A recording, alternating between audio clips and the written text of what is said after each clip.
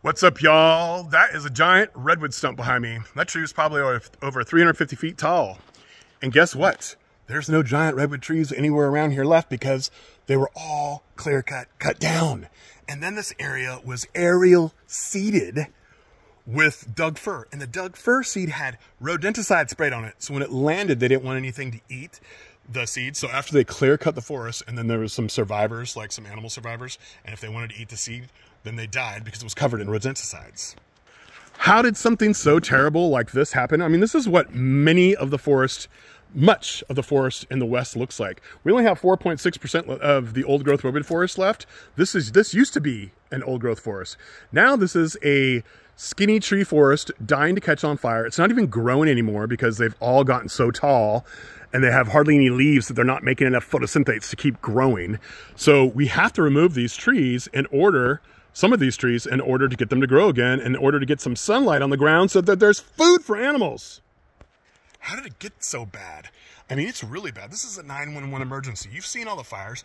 Fires happen in all kinds of forests, but they get hot and burn forests like this to the ground, okay? So we got this way because no one was using science to manage until recently, and no one was really aware of forest policies, and people were anti-regulation. But if there had been regulations in place, they wouldn't have been able to log all the way down to the creeks. They wouldn't have been able to bury the creeks and use them as roads, and we'd still have salmon left. But instead, the commercial fisheries off the coast of California has closed this year. It's not just because of habitat loss, it's also because of dams and overfishing and all kinds of other stuff. But a huge part of it is because the salmon come from the ocean and they come into these forests via the creeks and they spawn here. But when we clear cut, the water gets too hot, it kills all the fish because they need cold water, and it also causes landslides which bury their eggs. So we need to stop this. Luckily, your generation has access to the internet, so it's harder to trick you guys. I mean, it's not impossible, as you have seen a million times over, but it's more difficult. So we need to stand up for the environment. It shouldn't be a partisan issue. You should be a Republican pro-forest or a Democrat pro-forest, pro-biodiversity.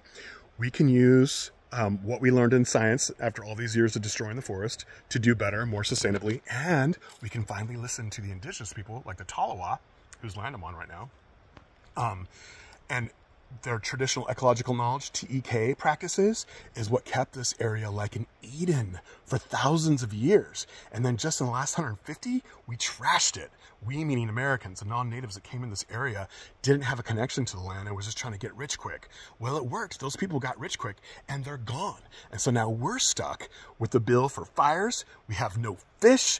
We can't even support ourselves in this area with our food because we've destroyed everything. We've destroyed the habitat. But redwoodsrising.org, Redwoods Rising is a project that's showing a model to turn this around on public land. We have to fix our public land. It will create restoration jobs. It will be expensive, but you know what? The people who did this, who cut and ran, they're not paying for it. We have to, and we have to, because we want our grandkids to inherit something way more healthy than what we've inherited.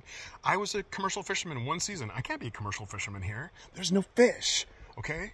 So we can bring back these forests. We can bring back the biodiversity. We can bring back the clean air, clean soil, clean water. We can do these things. Redwoodsrising.org is a model for that.